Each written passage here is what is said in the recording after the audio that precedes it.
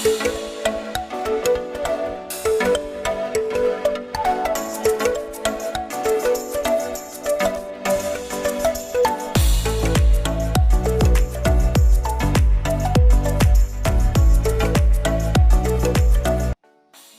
guys, bali ngayon imamount natin ang ating GoPro sa ating helmet. So nung una, ginagamit ko yung support, yung normal support ng mga GoPro like this one. Medyo nahihirapan ako dahil yung helmet natin medyo medyo matilos yung chin, yun yung chin nya. So nahihirapan akong ilagay yung ganito. Nung una ginamitan ko siya ng clay na glue, pero hindi ko magustuhan dahil medyo nagdudumi yung labas. Bali ang naisip kong gamitin yung ginagamit nila sa kahon na ng GoPro bilang stand. Bali ang gagawin ko, puputulin ko siya gamit ito. Yan. Para makuha natin yung pinaka support, at bali magkakaroon siya ng space na kaganito. Yan yung butas. So ko namang lalagyan ng korte para mag-fit sa ating chin mount. Then sa loob lalagay natin yung glue para medyo malinis yung tabi. So yun gawin natin. Ito. Bali guys, ang una kong gagawin, lalagyan ko muna siya ng tape dito para pag ginamita natin ito hindi siya magasgas.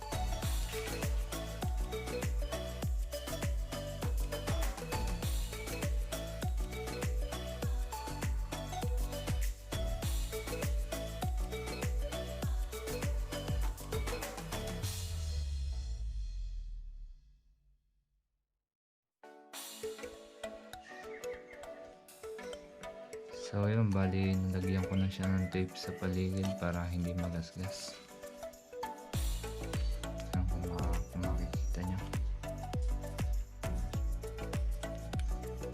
Ngayon simulan na natin putulin.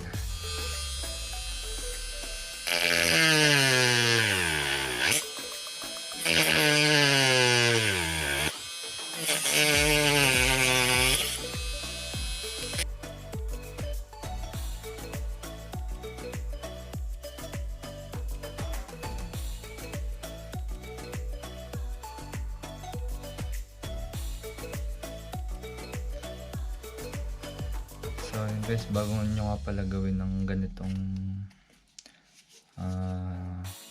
trabaho, make sure na may suot kayong salamin dahil napaka-delikado, baka makatalsik sa inyong mata yung talim ng grinder natin maliit.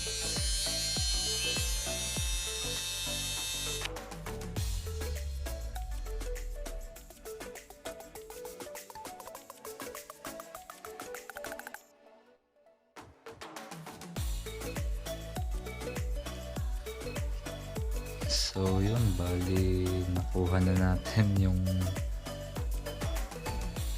support.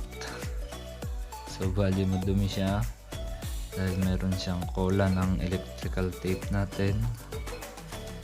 Yan, itong gusto ko sa kanya dahil may space siya dito. Tapos bali dito sa ating AGV helmet meron siyang konting curve dito, uukitan natin siya dito para maipasok natin siya dito.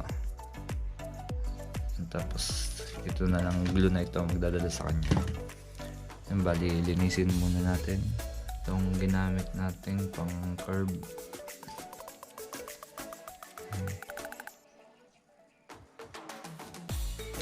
Ganito siya. Dinadandaan ko lang sure na hindi tayo magkamali dahil pag napasobra wala na tayong pagkukuhanan ng ganito ulit. So yan, bali kung makikita nyo, nilagyan ko siya ng tape para habang pinipit natin make sure na hindi siya magagasgas. So bali ganito siya. Kung makikita nyo yung sa curve, and dito sa taas. So yan, hindi ko lang kung makikita nyo. Ayusin pa natin yan.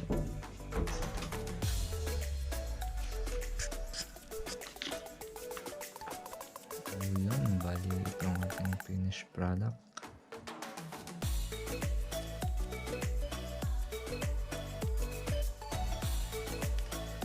Ayan, kung makikita niyo yung curve.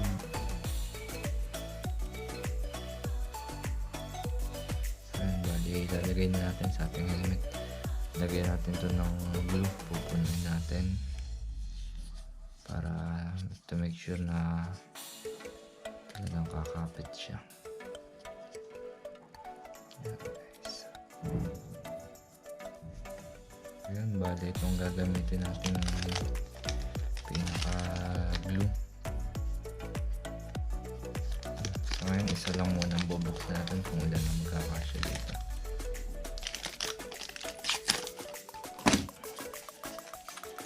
Linisin muna natin guys with alcohol.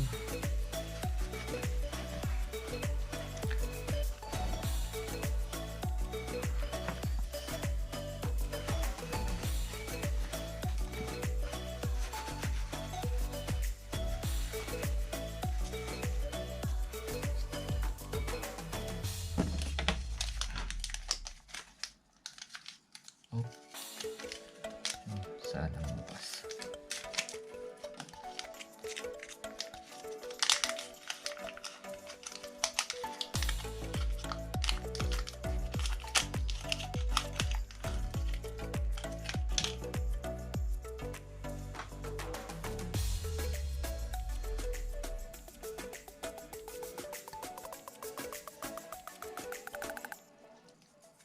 Yes, bali lagay natin pala ito sa tabi dahil sa gitna medyo bukol naman.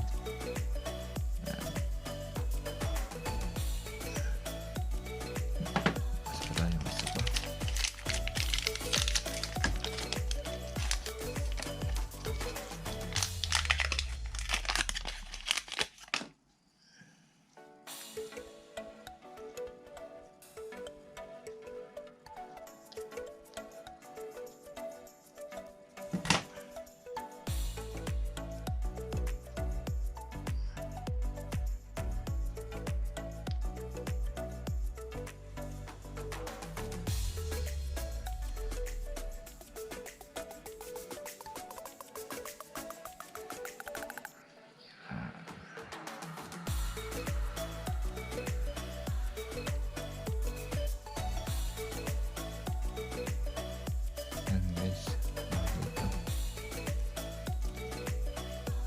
Bali sa gitna medyo may pakalong din akong nilagay, konti lang sa gitna, nasa to.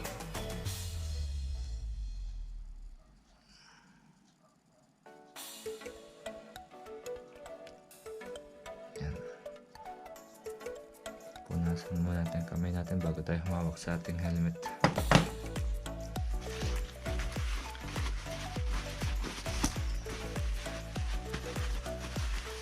Ngayon, kakabit na natin.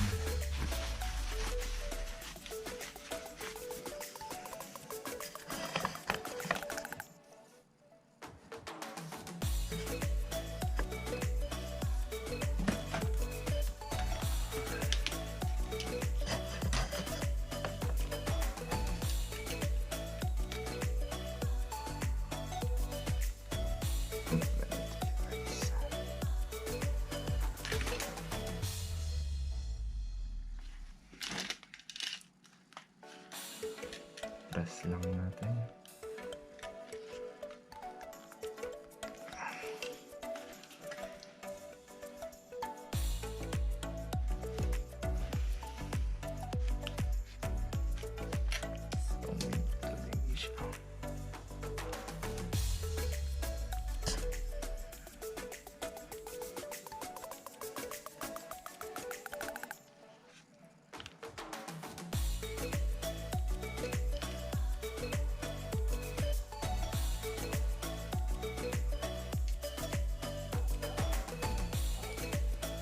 So yun guys, bali ito na ating pinaka finished product.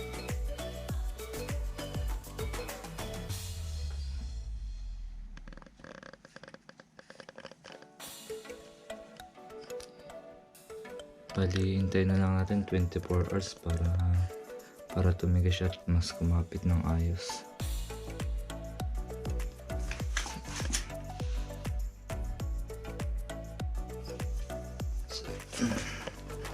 Bali sa gilid na to, medyo hindi siya okay dahil may gas-gas, pero okay na rin yun. Tatakpan din na natin dito. Ayan, pati dito. Tinry ko siyang pakintabin, hindi ko nagawa. So, guys, pati